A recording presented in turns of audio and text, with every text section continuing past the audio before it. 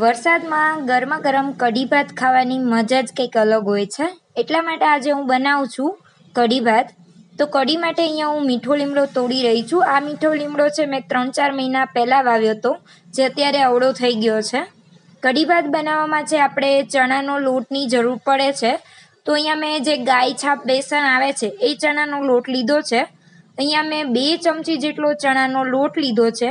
2 ચમચી ચણાના લોટની અંદર તમે છે 2 થી 3 વ્યક્તિ છે આરામથી કઢી ભાત ખાઈ શકશો. અને અડધો ઇંચ છે મેં આદુનો ટુકડો લીધો છે, 2 લીલા તીખા મરચાં લીધા છે, અને 1 મીઠો લીમડો છે એ લીધો છે. અને ત્યાર પછી છે કોથમરી એડ કરી છે થોડી. અને અહીંયા મેં છે દહીં લીધું છે 2 વાટકી. તો તમે છે છાશ પણ લઈ શકો છો, પણ છાશથી છે ને કઢી બહુ પતલી થાય છે, એટલે અહીંયા હું દહીં જ તે વધારે યુઝ કરું છું. જો 2 ચમચી જેટલો ચણાનો લોટ હોય તો તમારે 2 વાટકી જેટલું છે દહીં લેવાનું છે. ત્યાર પછી એને સારી રીતે મિક્સરમાં હું આવી રીતે પીસી લઉં છું.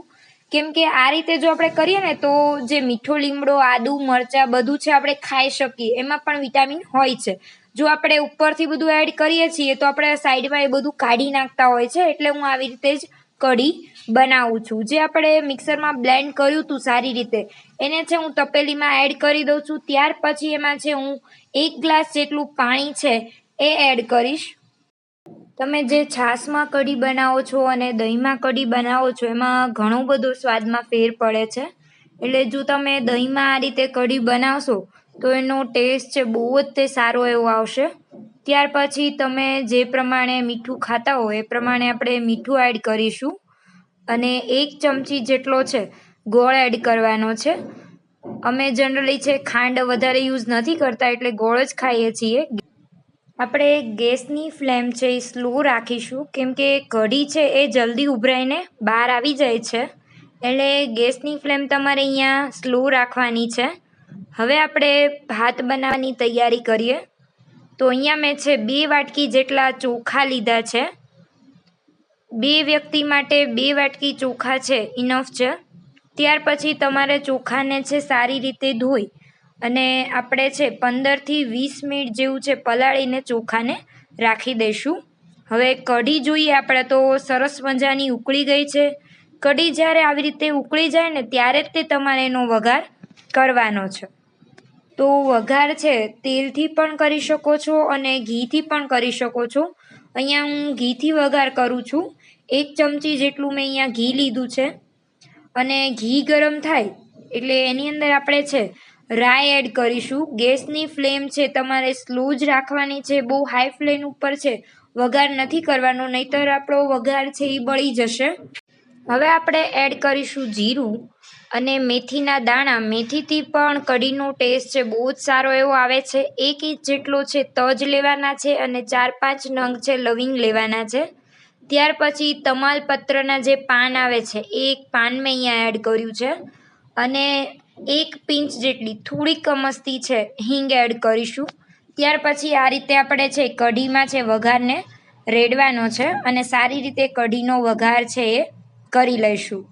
તો સરસ મજાની સુગંધ આવી રહી છે અને કઢી પણ જુઓ સરસ મજાની બનીને તૈયાર થઈ ગઈ છે. અને કઢીને છે આ રીતે આપણે ઢાંકી અને સાઈડ પર મૂકી દઈશું. તો ભાત બનાવવા માટે છે અહીંયા 2 ગ્લાસ જેટલું પાણી મેં લીધું છે. અને આ પાણી છે લીધા પછી આપણે જે ચોખા પલાળીને રાખ્યા હતા સાઈડમાં એ એડ કરી દેવાના છે. અને તમે જે પ્રમાણે મીઠું ખાતા હો તમારા સ્વાદ પ્રમાણે છે સૌથી પહેલાં તો મીઠું એડ કરી દેવાનું છે.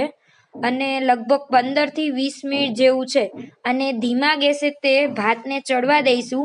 અને વચ્ચે વચ્ચે છે તમારે ચમચાથી હલાવતા જવાના છે ભાતને, જેથી કરીને ભાત છે નીચે ચોંટી ન જાય, નહીં તો તમારા ભાત છે બળી જશે.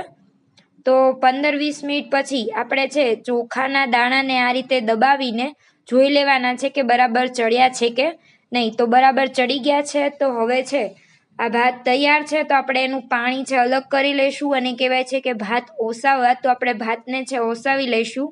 તો તૈયાર છે ભાત. તો હવે આપણે છે ગરમા ગરમ કઢી ભાત છે સર્વ કરીએ. તો તમે પણ આ રીતે છે કઢી ભાત ચોક્કસથી બનાવજો, તો તમારા ઘરે પણ સરસ મજાની કઢીની સુગંધ આવશે. મારા હસબન્ડને બહુ ભૂખ લાગી ગઈ છે, તો હું ફટાફટ છે કઢી ભાત સર્વ કરું છું અને તમને ટેસ્ટ કરીને પણ જણાવું છું કે કેવા બન્યા છે. તો કઢી ભાત છે બહુ જ સરસ બન્યા છે. તમે પણ આ રીતે જરૂરથી ટ્રાય કરજો અને મને કમેન્ટ કરજો કે તમે છે કઢી ભાત કઈ રીતે બનાવો છો.